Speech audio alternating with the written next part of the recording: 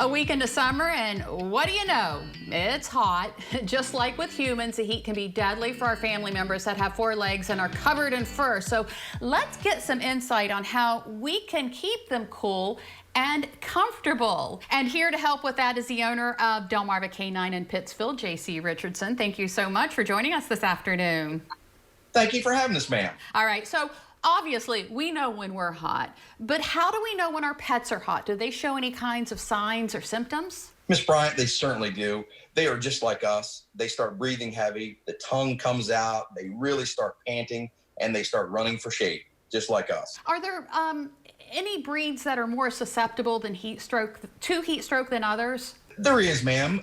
The longer haired dogs are designed, as you can imagine, they're designed to be in the colder temperatures. They are more susceptible to the heat stroke and the heat-related illnesses. So obviously we need to keep a closer eye on them with these hot temperatures, yeah. Okay, let's talk a little bit about hot pavement. I think we forget when we take our dogs out for a walk that the pads of their paws can get injured. They can. A 77-degree day, as you can imagine, would be just a nice stroll for us.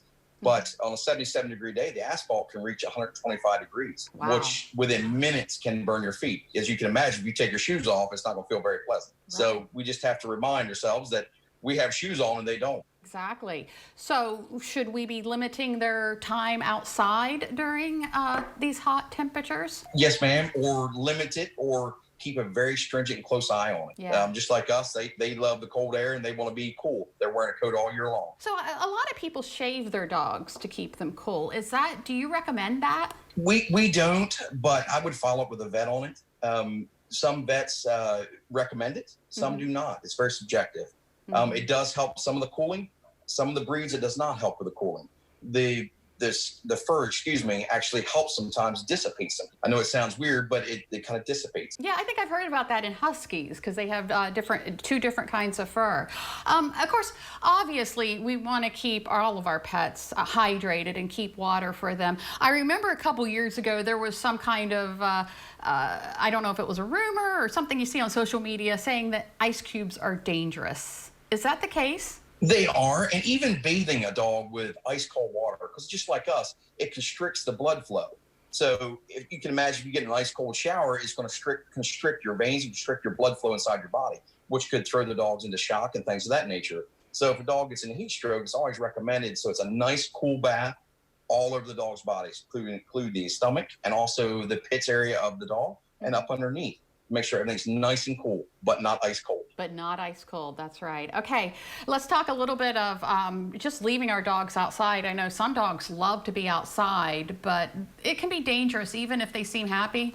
It very well can be. We limit them here at Delmarva Canines to, especially during the heat of the day, it's limited to 10 minutes.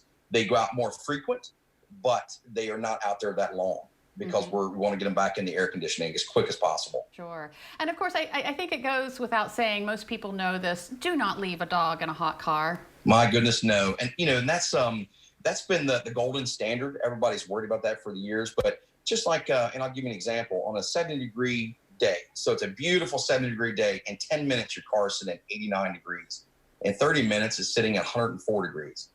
That's on 70 degrees. Imagine, like right now, we're sitting at almost 90 degrees. In 10 minutes, your car is 109. And 30, it's 124. So the old adage is it's hot enough to fry an egg. And that occurs on blacktop at 131 degrees. Wow. Yeah. Never, ever leave your dog in a car. J.C. Richardson with Delmarva Canine, thank you for imparting all your knowledge today, and stay cool. Yes, ma'am. Thank you.